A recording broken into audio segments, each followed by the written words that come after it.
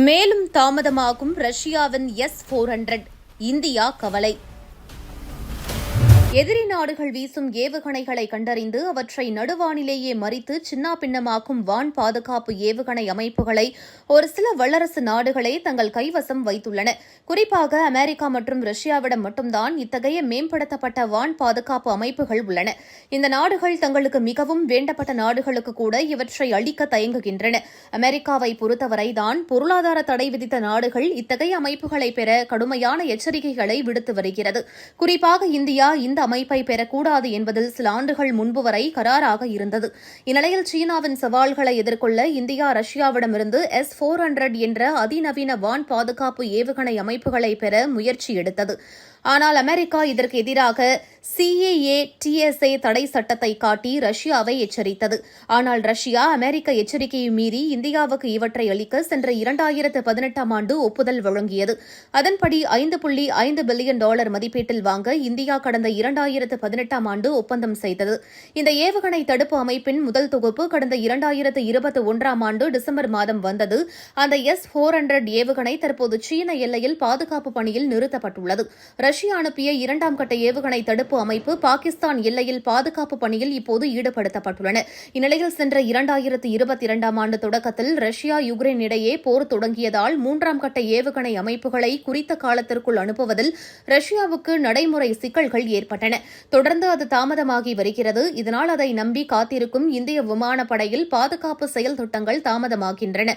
இதனால் நம் விமானப்படை கவலையடைந்தது. அது மட்டுமல்லாமல் இந்தியாவுக்கு குறித்த காலத்தில் S-400 அமைப்புகள் வராதது குறித்து மேற்கத்திய நாடுகள் விஷம செய்திகளை பரப்பின.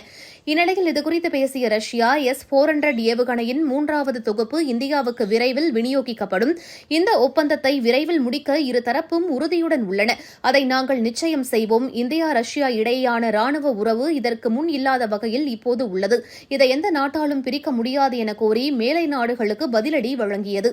இந்நிலையில் ரஷ்யாவிடமிருந்து பெற வேண்டிய S-400 ட்ரயம்ப் ஏவுகணை அமைப்புகளின் மீதமுள்ள 2 படைப்பிரிவுகளை இந்தியா வரும் 2025 ஆண்டு இறுதிக்குள் பெற்றுவிடும் என அதிகாரப்பூர்வ செய்திகள் தெரிவித்துள்ளன. மேலும் ரஷ்யாவால் கட்டப்பட்ட 2 போர்க்கப்பல்களில் முதலாவது போர்க்கப்பலான துஷிலை ரஷ்யா வரும் செப்டம்பர் மாதம் ஒப்படைக்கும் என்று எதிர்பார்க்கப்படுவதாக செய்திகள் தெரிவிக்கின்றன. அதேபோல இரண்டாவது போர்க்கப்பலான டமால் வருகிற ஜனவரி மாதம் ரஷ்யாவிடமிருந்து வந்து சேரும் என ரஷ்ய தரப்பில் தெரிவித்ததாக அந்த தகவல்கள் கூறுகின்றன.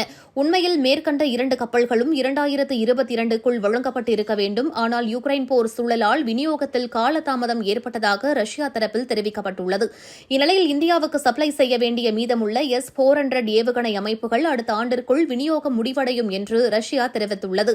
ரஷ்யாவின் இந்த விநியோகங்கள் 2024க்குள் முடிக்கப்பட வேண்டும் என்றாலும் மேலும் ஒரு ஆண்டு தாமதமாவது மீண்டும் இந்திய விமானப்படைக்கு வருத்தத்தையும் கவலையையும் ஏற்படுத்தியுள்ளது. ஏற்கனவே சீனா கேட்டும் மேம்பட்ட S-400 ஏவுகணை அமைப்புகளை ரஷ்யா தரவில்லை. இந்தியா வேண்டாம் என்று கூறினால் மட்டுமே மற்ற நாடுகளுக்கு அளிப்பது குறித்து பரிசீலிப்போம் என்று முன்னதாக தெரிவித்திருந்தது. இதனால் சீனாவுக்கு ரஷ்யாவின் மேல் வருத்தம் உண்டு. ஆனால் இப்போது யுக்ரைன் போர் மூலம் மேலை நாடுகளுக்கு சவால் அளித்து வரும் ரஷ்யாவுக்கு சீனா பக்கபலமாக உள்ளது. மேலும் சீனா மற்றும் வடகொரிய நாடுகளிடம் ரஷ்யா சில ராணுவ உதவிகளை நேரடியாக பெற்று வருகிறது.